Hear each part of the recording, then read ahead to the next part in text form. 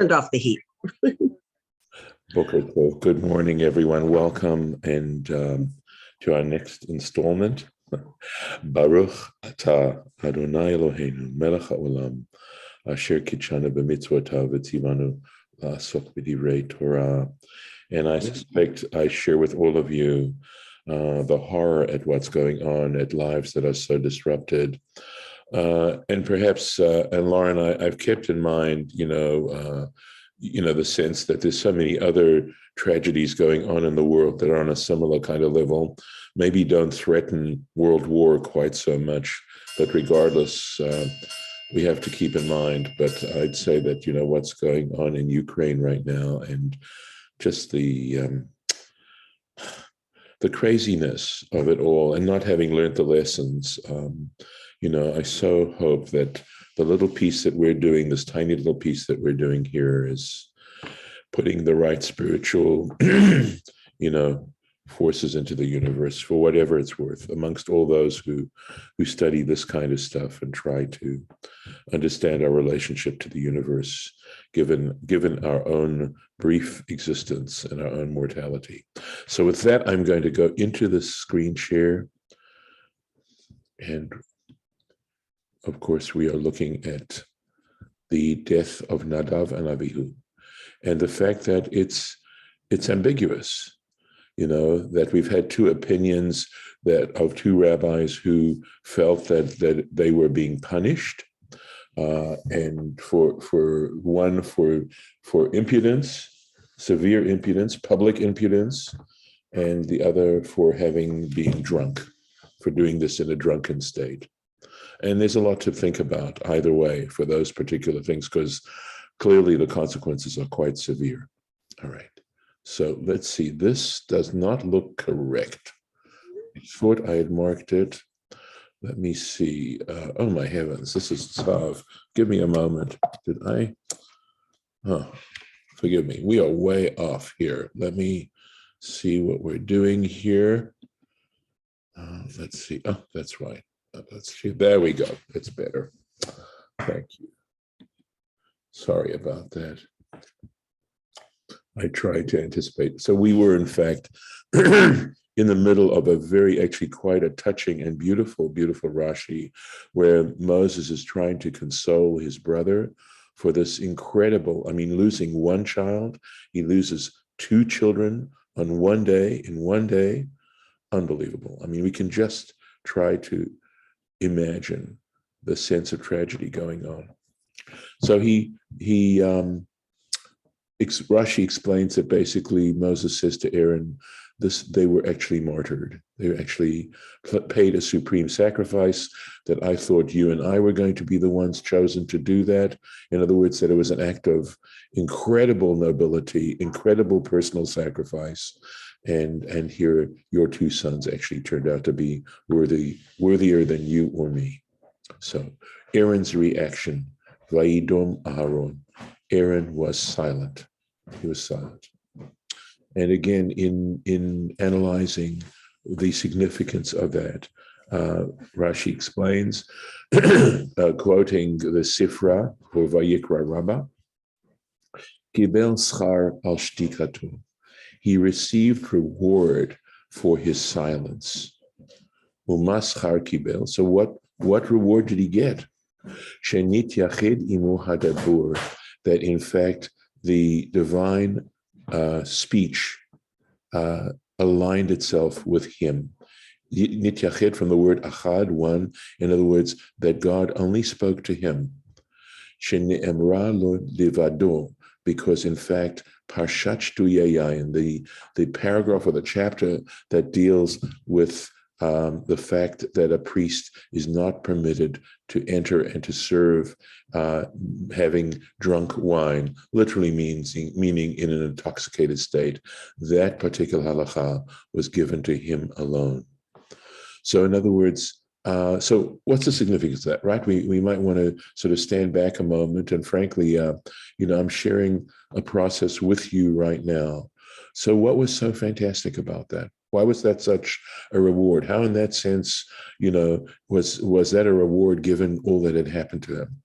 And my thought about this is that if in fact he was hearing now the divine voice in this particular way, a way in which only Moses ever heard, that it would reassure him that there was something more than this particular existence that we live in right now.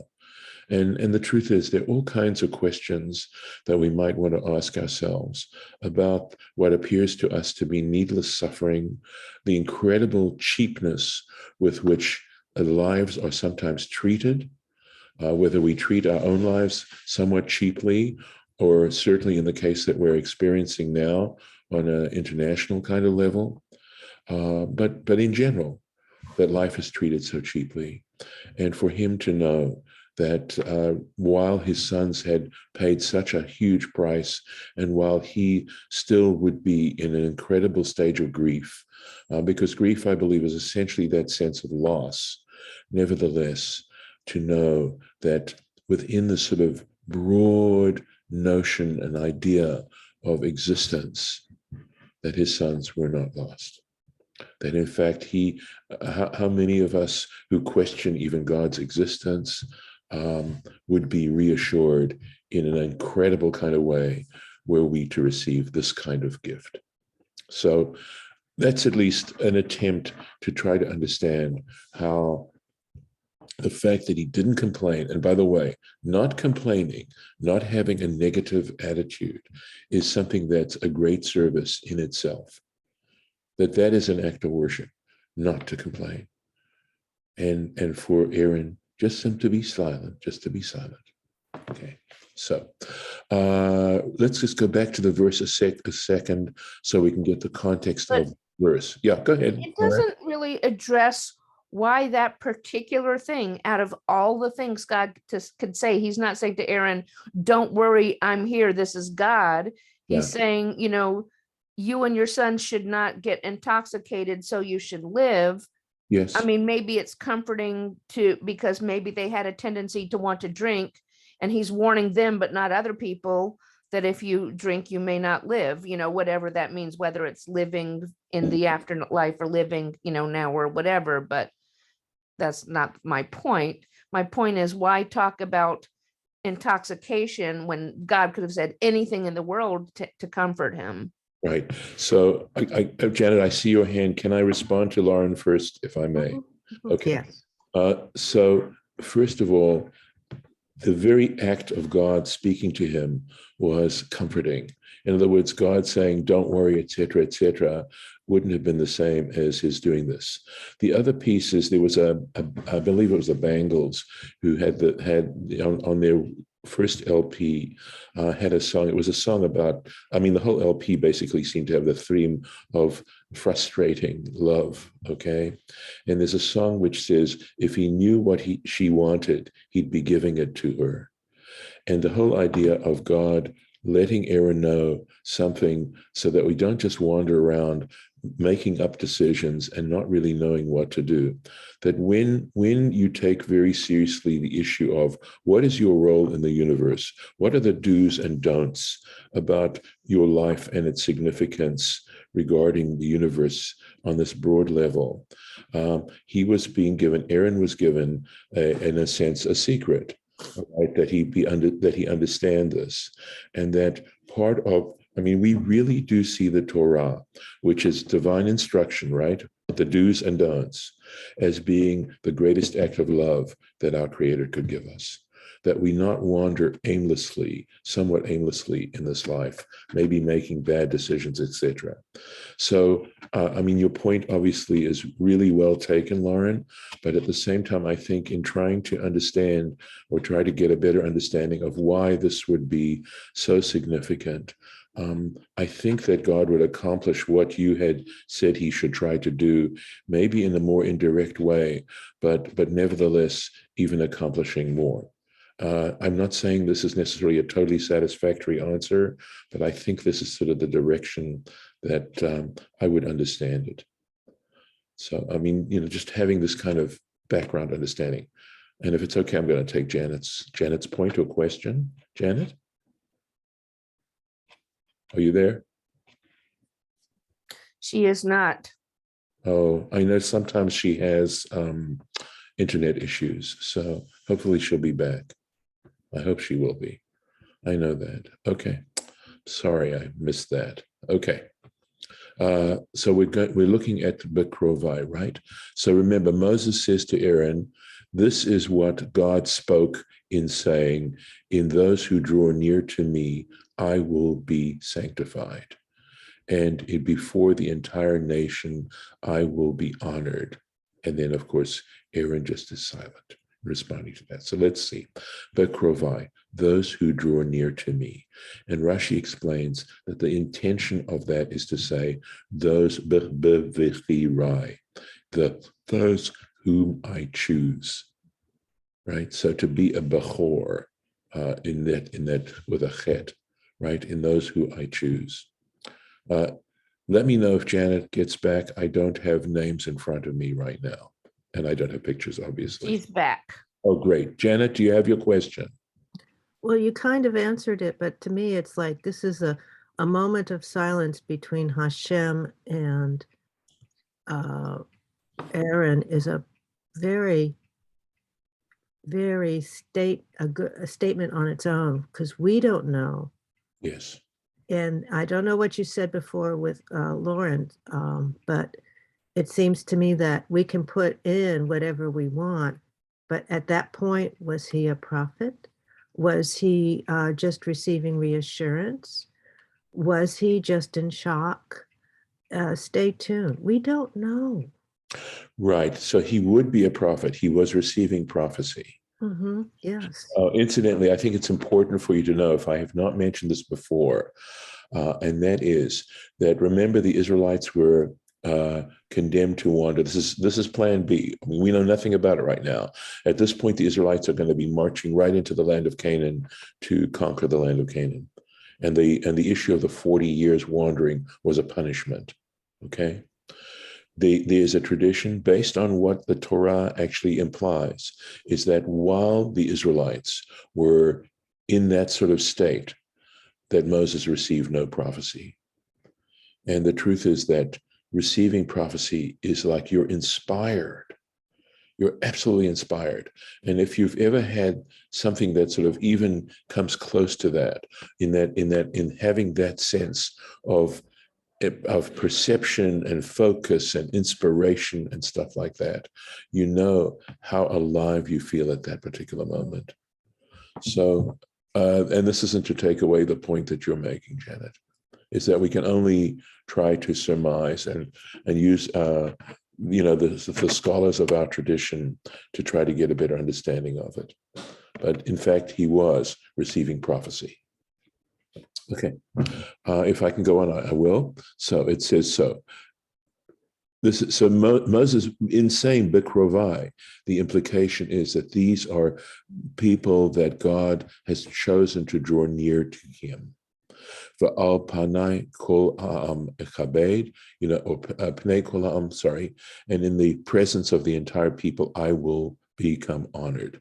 This is an important and maybe challenging in a way, Rashi's explanation of this, of what dynamics are we talking about.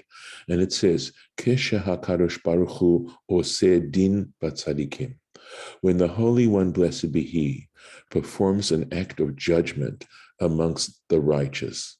Now, in some ways, that's a euphemistic way of saying that since even the righteous aren't completely righteous, and that God takes note of whatever slight misdeed they may have committed, and they are punished, right? Because no one's perfect. And in a sense, where there is absolute justice being expressed in the world, that here there are people who are certainly perceived as righteous, and yet they are being judged, right? Divinely judged. Mityare, it says he is feared, God is feared. Umit ale means he is raised, literally, umit, so honored, umit kales, and praised for that. In other words, when people see the degree to which righteous people don't have any special privileges, Just because they're righteous, just because they're God-fearing, etc., doesn't mean they somehow escape from being divinely judged. And if people see this going on, I mean, I'm not saying that I necessarily can follow automatically that that's what happens, but I'm going to just accept Rashi's statement as he's giving it. Imkain. So if this is the case, that righteous people are judged, Imkain be'elu, if that is the case, that even righteous people have to face divine judgment, kol shekain b'rishaim, how much the more so with the wicked. In other words, so it's possible, before I go on with the Rashi, that this is what Rashi is saying, is that when that happens, perhaps one of the most troubling questions we can ask ourselves, if we believe in God, if we believe in a divine judge, if we believe in a transcendent level in which the world is operating, that if that's the case, we ask, that's the problem of theodicy. It's the problem of, do the wicked in fact get away with it? Is there in fact no, as they put it in traditional language, is there no judge or one who is going to make sure that people have to account? Is there no accountability? And so what I think Rashi is saying here is that issue is put to bed, that there's no question of accountability. And I think that if people were more conscious, if we were far more conscious and sensitive to our level of accountability, that goes along with an idea of mindfulness, to live your life in that kind of way. And that when this dynamic takes place, it's clear. There's no question. People are going to be held. We all are going to be held accountable. And likewise, Rashi now wants to get a verse to support, a proof text is what we'd call it, to support what he's just saying. And this is in this would be Psalm 68, and it says, Norah Elohim min mikdashecha. So it means God, right, is awesome, right? Or that there's a sense of Norah has a connotation of terrifying, right? That is, and I stood in that sense of deep sense of God's power, an awareness of the incredible power of the divine. Mikdashecha. So it says from your literally it would mean from your sanctuaries. In other words, the pshat on this verse, if we just read it the way it is it sounds like when people would go into like the temple, they would have a sense of divine awe, and we're talking about awe. And the rabbis sometimes play with words like this and get further interpretations. And it says, Al tikra mi mikdashecha, right? Don't read this verse as saying from your sanctuary, ela mi mikudashecha, but rather because of your sanctified ones. And it's possible that the sanctified ones, by saying sanctified ones, we are talking about the fact that they have made the supreme sacrifice. So this is, this material that we're reading now conceptually is, very challenging. It's got a lot to meditate about. And also the fact that it's happening, right? Look at the context in which this is taking place. This should be the happiest day. This is like what it's all about. This is like an anticipation of why the Exodus even took place in the first place. And here is the sort of Zen moment that's taking place here, and trying to get a deeper level of understanding of what life is about, and perhaps actually dealing with the whole issue of mortality, of human mortality, and saying, maybe in some senses, trying to reassure us that it's, regardless, life can be, if we want to be, a very noble enterprise. Let's go on. So that's basically it. Now we have, of course, a situation, right? So Vayikra Moshe el Mishael. So Moses called Mishael, Ve'el El Safan, and El Safan, Bnei Uziel. These are the sons of Uziel, Dod Aharon, who is the uncle of Aaron. Okay, well, of course, if he was the uncle of Aaron, he would be the uncle of Moses as well, because Moses and Aaron were brothers. But I wonder if the reason why he says the uncle of Uziel being the uncle of Aaron, so in other words, El Safan and Mishael would be cousins of Aaron, right? So he's asking them that the family, he's reaching out to family to help in this situation. So what did he do? He called them. What did he say? Vayomer, and he said, Alehem, to them, Kirvu, draw near. And you notice that there are two trope notes. This comment here, right, is saying that when the person who's reading the Torah chants out the trope notes, he should chant this note, right, this ger sha'im, before the Tlisha Gdolah. That's the name of these particular notes. That even though this comes before this, nevertheless, there's a note here that this actually precedes this. Okay, and it's so to sound, I think this is what it would sound like. This is at least how I've learned Torah trope, right? Kirvu, that's this. Do, do, do, do, do. And then this kirvu, that's a lot of notes on one word. And there's an understanding that there is a subtle or not so subtle way of interpreting the Hebrew based on the trope notes, that the trope notes themselves represent a certain level of interpretation. One, for sure, because they provide punctuation for the sentence, but also possibly that in the sense that music itself is a form of communication, that they add another layer of communication as to what these words are about. And whether or not these particular sounds, whether the ger sha'im has to do with a certain level of concern or stress or hesitation, or not so much hesitation, but a level of concern, fear, I'm most willing to say, right? And what exactly the Tlisha Gdolah might connote, I'm not really sure.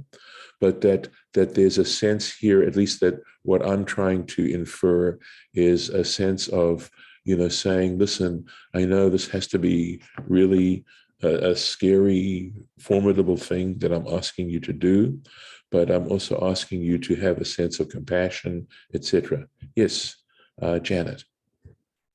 Could you do it the way it is exactly written so we can compare? Okay, so this would come first. So the way it's written would be Kivu.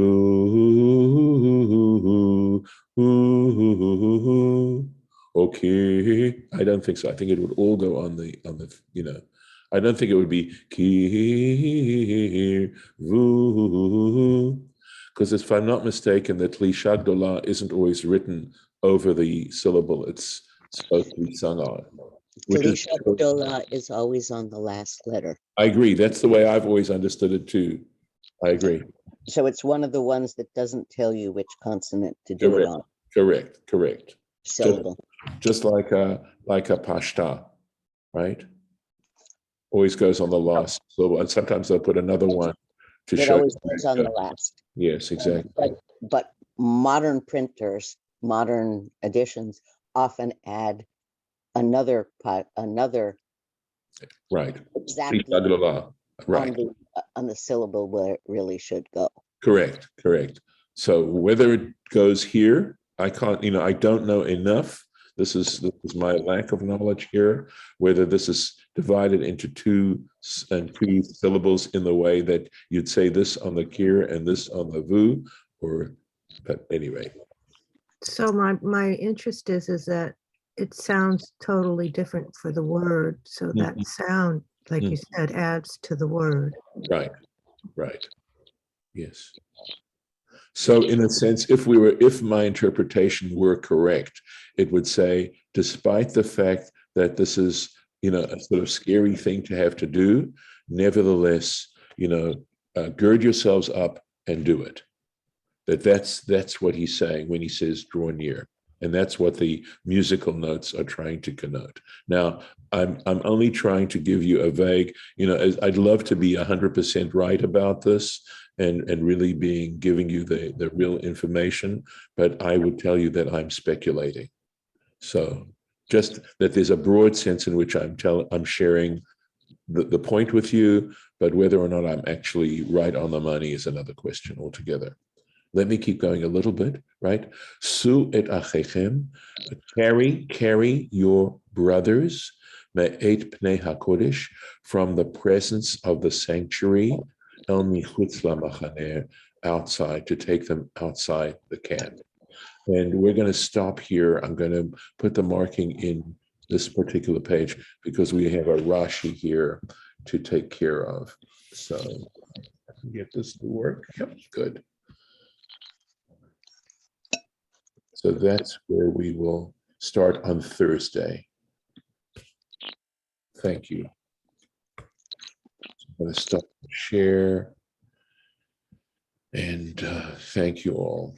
Yep. Does anybody want to make a comment before I stop the recording? Yes, please. Okay, please. So the purpose of the fire and the sacrifice is to bring down and show us God, correct?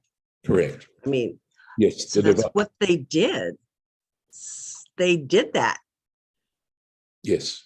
And maybe they had, that's like, okay, that's it. You've accomplished what you were. That's all you have to do in your lifetime. You're done. That's a great interpretation. I really love that. It never occurred to me like that, but I think that's a wonderful interpretation because we're all here to accomplish something, and then it's time to move on. It's a way of understanding, and also a purpose, of deep purpose that, the issue is, what are we here to accomplish? And once you've accomplished it, you can then move on. So that's really pretty amazing. You're right. Here's the point. We read about how frustrated the Israelites were that here they'd gone to all this trouble, and nothing was happening. And now something was happening. And I'll take the little bit of time I have now, that to me, the miracle of the oil on Hanukkah, right? We talk about the miracle of the oil burning 8 days.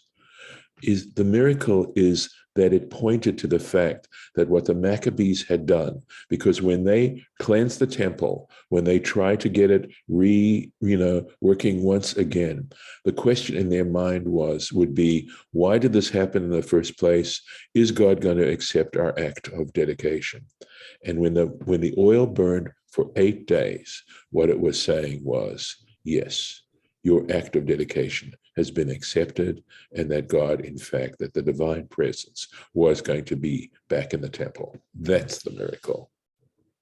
It's not just the fact of oil burning for 8 days. That's the real thing.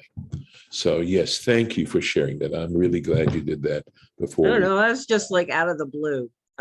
I have taught. I got notes from before, like sinners versus saints. Are they? What was there? And then it's like I'm thinking, what's the purpose? Why did they do it? Good. To show that they could, to be there, to bring down God. They did that. But it also teaches the rest of us, don't do that. Unless you want to go, unless you're done. Yeah. Well, yeah, no. And also that there's some things, everybody's got their own particular mission. Every person has their own unique purpose. I'm going to stop the recording there. Thank you. Mine was to say this today, and I'm done. There we go. Okay. All right. Thanks. I find it interesting because it all ties in with that moment of silence that we don't know about what happened. Yes. Just trying to take it all in, right? It's being silent and being on the intake rather than the output. All right. Thank you.